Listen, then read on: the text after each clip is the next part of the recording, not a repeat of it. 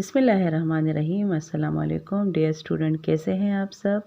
میں شہناز تبسم ICMS Warsak campus کی جانب سے آپ کے لیے 6 کلاس کا جو اسلامیات ہے اس کے کورس کا جو اگلا سبق ہے وہ لے کر حاضر ہوئی ہوں۔ جیسا کہ آپ سب کو پتہ ہے کہ ہم نے جو ہے پہلے سبق کی ریڈنگ بھی کر لی اور اس کا جو ہے ہم نے اس کی مشق بھی کر لی جو سبق تھا۔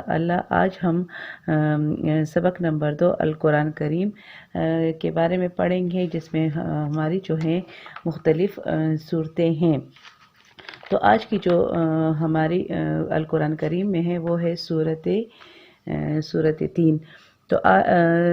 تو سب سے پہلے عزیز طلبہ ہم اس کی تلاوت اور ترجمہ سنیں گے، پھر اس کے بعد ہم اس کی جو ہے وہ تفسیر کی طرف جائیں گے۔ تو آئیے سب سے پہلے اس سورت کی تلاوت اور ترجمہ سنتے ہیں۔ اعوذ باللہ من الشیطان الرجیم، بسم اللہ الرحمن الرحیم، والتین والزیتون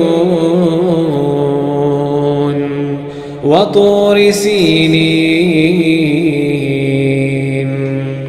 وهذا البلد الأمين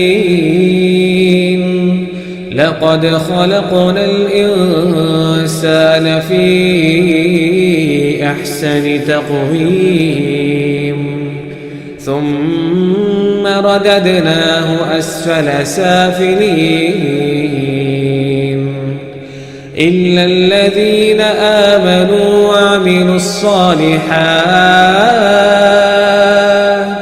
فلهم أجر غير ممنون فما يكذبك بعد بالدين أليس الله بأحكم الحاكمين۔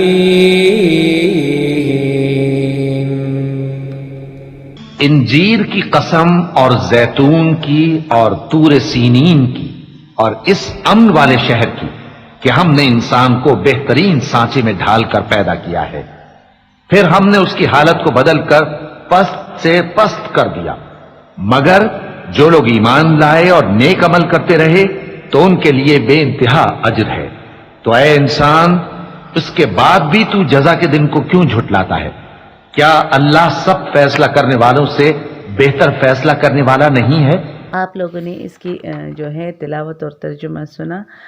اب آتے ہیں اس کی تفسیر کی طرف کہ اس کی تفسیر میں کیا کیا ہے۔ تو سب سے پہلے آتا ہے زمانِ نزول۔ سورۃ 3 کا نام اس سورت کے پہلے لفظ پر رکھا گیا ہے۔ یہ سورت جو ہے مکہ میں نازل ہوئی۔ اب جو مکہ میں نازل ہوئی اس صورتوں کو جو ہے مکی صورت کہا جاتا ہے، اور جو صورت مدینہ میں نازل ہوئی اس صورتوں کو مدنی صورتیں کہا جاتا ہے۔ اب ہجرت سے پہلے جو صورتیں نازل ہوئی اس کو مکی صورتیں کہتے ہیں، اور ہجرت کے بعد جو صورتیں نازل ہوئی اس کو مدنی صورت بولتے ہیں۔ تو یہ صورت جو ہے یہ مکی صورت ہے۔ اب نبوت کا ابتدائی زمانہ تھا، یعنی حضور صلی اللہ علیہ وسلم پر جو ہے حضور صلی اللہ علیہ وسلم کی نبوت کا جو تھا وہ شروع کا زمانہ تھا۔ ابھی کفار قریش اور مکہ کے مسلمانوں کے درمیان شدید کشمکش شروع نہیں ہوئی تھی، یعنی کفار جو تھے انہوں نے جو مسلمانوں کے ساتھ ان کی جو نفرت تھی وہ ابھی خاص شروع نہیں ہوئی تھی۔ وہ دور جب قریش اور مسلمانوں کے درمیان کشمکش شدید ہو گئی تھی، اس دور میں عموماً اللہ تعالیٰ نے یا تو ہدایت کرنے والی صورتیں اتاری تھی یا ایسی صورتیں جن میں رسول اللہ صلی اللہ علیہ وآلہ وسلم اور ان کے صحابہ کو تسلی دی جاتی تھی اور دنیا میں صبر کے بدلے میں آخرت میں بہترین اجر کی نوید سنائی جاتی تھی۔ سورۃ 3 کا اصل موضوع جزا اور سزا پر ہے۔ سورۃ 3 جو ہے اس میں جو ہے جزا اور سزا، روز آخرت میں جو ہے جزا اور سزا کے بارے میں اس میں جو ہے بتایا گیا ہے، جس میں اللہ نے 4 چیزوں کی قسم کھائی ہے: انجیر اور زیتون کے اور 2 درختوں کی اور طور سینہ اور مکہ کے مقامات کی۔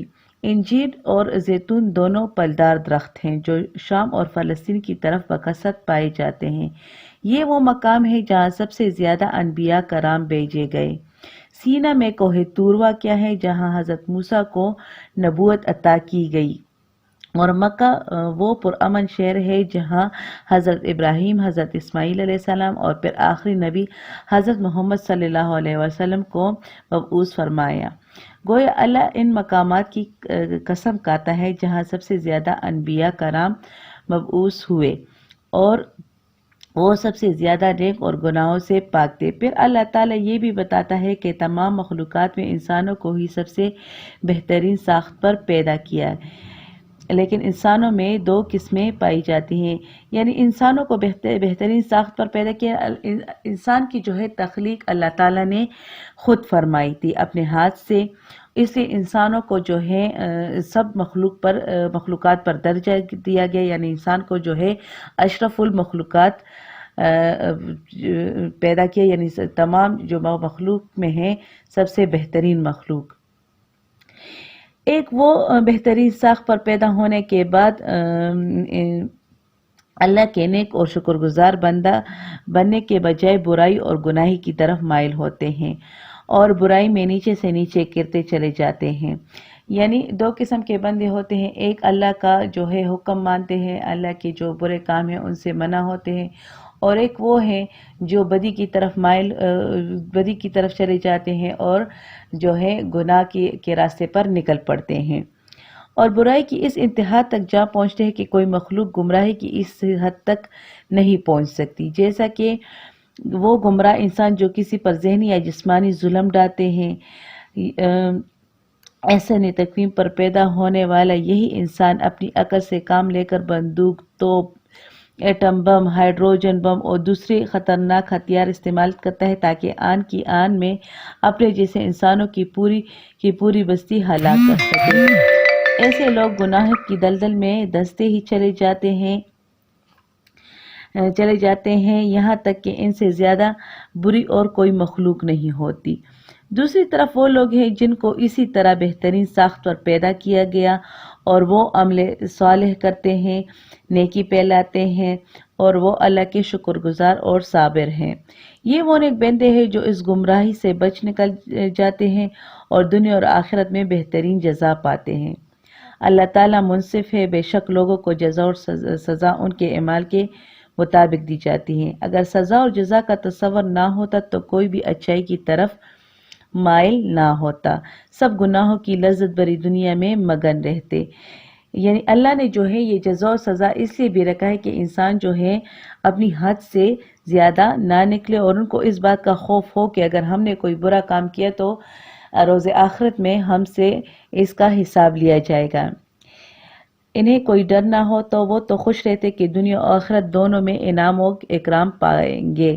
اس لیے اللہ نے انسانوں کے درمیان انصاف قائم کرنے کے لیے سزا اور جزا کا اتنا واضح تصور دیا اور قرآن پاک میں جگہ جگہ ہوشیار کیا گیا کہ کون کون سے اعمال نیک ہیں جن کی جزا ہے اور کون کون سے اعمال بد ہیں جن کی کڑی سزا ہے۔ تو عزیز طلبہ، یہ تھا ہمارا سورۃ 3 کا جو ہے تفسیر تھی ہماری جو ہم نے آپ کے سامنے رکھی۔ انشاءاللہ اس کو آپ پڑھیں، سمجھیں اور سمجھنے کی کوشش کریں۔ اگلی جو ویڈیو ہے ہم اس میں سورۃ 3 کا جو ہے مشق لے کر حاضر ہوں گے۔ تب تک کے لیے اجازت، اللہ حافظ۔